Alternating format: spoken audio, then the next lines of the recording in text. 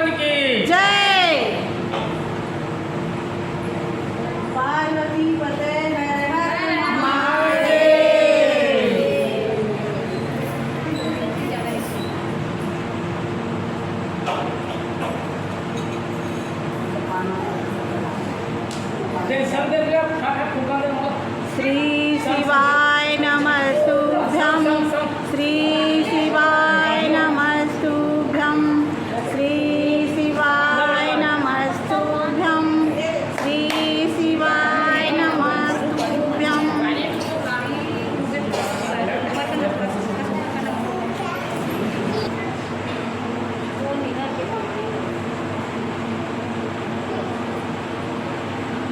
लेने जा रहा है उसका नाम डाल एक पीढ़ी, दूसरा पीढ़ी, तीसरा चौथा चार पीढ़ी। ये मासूम ने जैसे शादी करो तो 5 मिनट देखने नहीं मिलेगा। मासूम नहीं, सोनू के, सोनू का है ना भाई, बड़े वाले सोनू का है ना। और चीजें में यही पर बोले करता ना नाम होना है। क्या कर रहे हो वहाँ पे? हाँ? साले धोए हैं सब ना।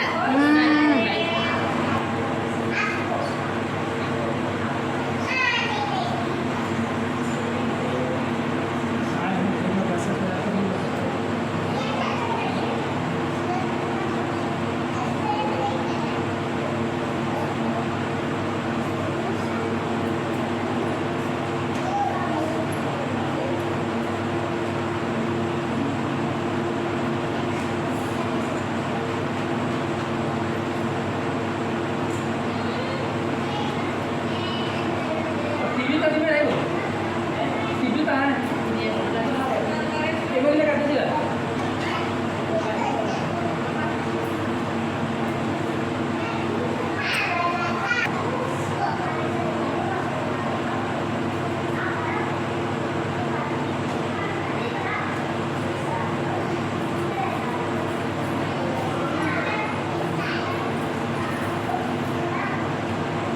सब 3-4 मिनट का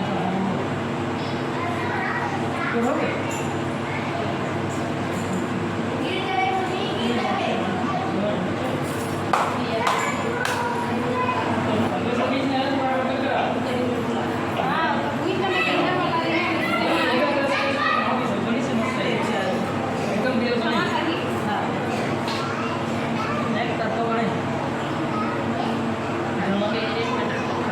जब पेंट करके सीने में मारे हैं वासी की नाम फिर नया पर दूसरा बार रहे कर लेगा।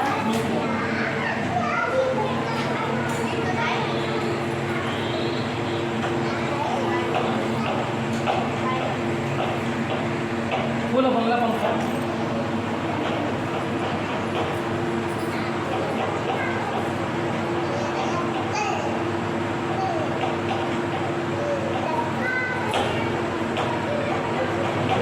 बोले भंडारी करता बहुत करी से राजे में है खाबे से शरीर में है कभी खाबे से हमला कभी और उत्तर बड़ा सैनिक एरी से बहुत करी से शंकर भगवान के और अतो चढ़ के जिसे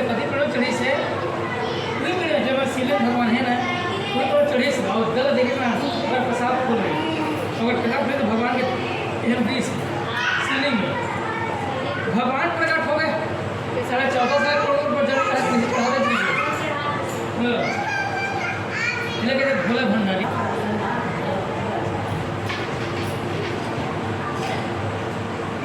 बोलो शंकर भगवान की जय, उमापति महादेव की जय, गणेश कार्तिकेय अशोक सुंदरी माता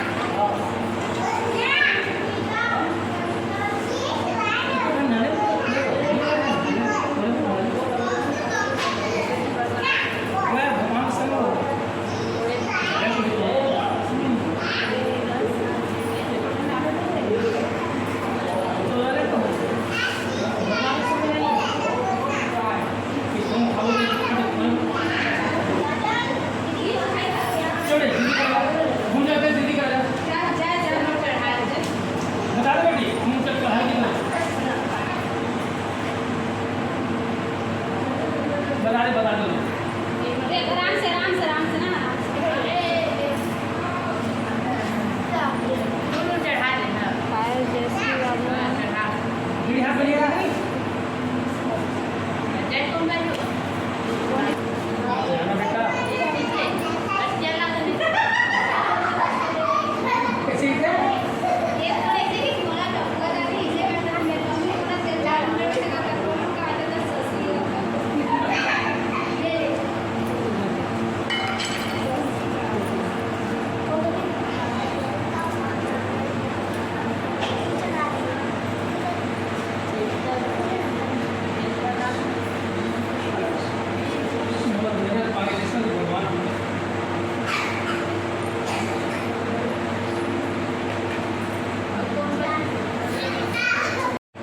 चल बोलो शंकर भगवान की जय, भोले भंडारी की जय, हरि कालिका माता की जय। तो बात बताते हुए भोलेनाथ कहते हैं कि पार्वती एक बार नारद मुनि तुम्हारे घर आए। घर जाने के बाद नारद मुनि ने आपके पिता से कहा कि मैं विष्णु जी के देखने पर यहाँ आया हूँ। विष्णु जी स्वयं आपकी तेजस्वी कन्या पार्वती से विवाह करना चाहते हैं।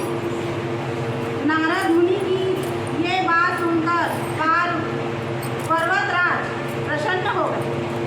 इसके बाद नारद मुनि की ये बात उसके पिताजी ने आपको बताई।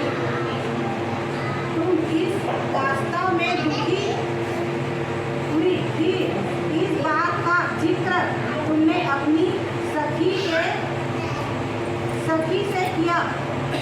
तुम्हारी सखी ने तुम्हें कठोर तप करने की सलाह दी।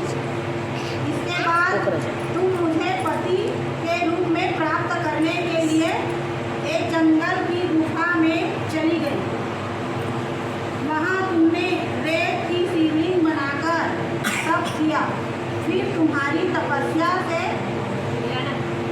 प्रसन्न होकर सावन मास की शुक्ल पक्ष की तृतीया तिथि पर मैंने तुम्हें दर्शन दिया। इसके बाद तुम्हारी मनोकामना पूरी करने का वचन देते हुए मैंने तुम्हें पत्नी के रूप में स्वीकार कर लिया।